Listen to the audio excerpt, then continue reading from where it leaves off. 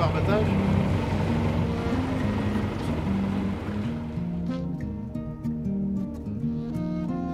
Belle journée, une mer calme comme elle est là, ça devrait bien se passer. Ce matin-là, pour Jean-Claude et Guy, membres du cercle nautique de Saint-Gilles-Croix-de-Vie, c'est l'heure de prendre le large. Yannick, est-ce que tu me reçois, Yannick? Les deux retraités, accompagnés par leurs collègues, partent pêcher pour la matinée. On va mettre ça. Ça, c'est bien pour le lieu, ça. Ouais, attention les copains, Guy Toulet, il arrive. Hein. Ça va barder. On passe des journées sympathiques. On refait le monde des fois. Et puis, bah, c'est calme.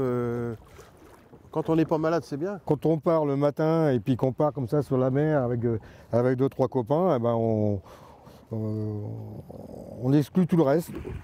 Mais aujourd'hui, pour les deux amis, pas de poisson à l'horizon.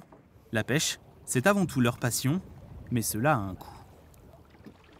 Une sortie en mer, quand on part, bon, on essaye de partir à 3-4, ça fonction de la grandeur du bateau, pour optimiser les frais. Hein.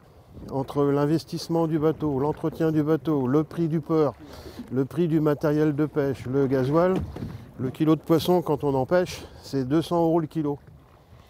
Donc encore une fois, vaut mieux qu'on aille voir le poissonnier, ça nous coûtera moins cher. Et cette année, les pêcheurs connaissent de nouvelles restrictions.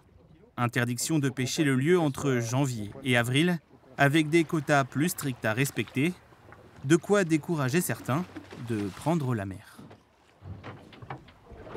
On est d'accord de pêcher, d'avoir des quotas, mais quand on tombe sur une pêche où on peut avoir du bar, qui nous mettent des quotas mensuels ou des quotas annuels, ça serait plus logique que de faire un bar par personne par jour.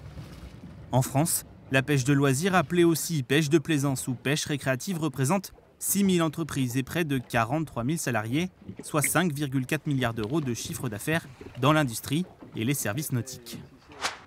Dans cette boutique, ce sont les deuxièmes meilleures ventes du groupe. Bonjour.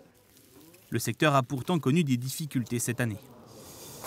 Aujourd'hui, comme beaucoup d'activités de loisirs, on est un petit peu dans le dur. On arrive à se maintenir, mais par rapport à la conjoncture économique, par rapport aux conditions climatiques depuis quelques mois et tout, c'est vrai que c'est un petit peu plus difficile que les années précédentes. Pour nos deux pêcheurs, c'est l'heure de rentrer au port. Entre passion, restrictions et inflation, ils l'affirment, cela ne les arrêtera pas de reprendre le large.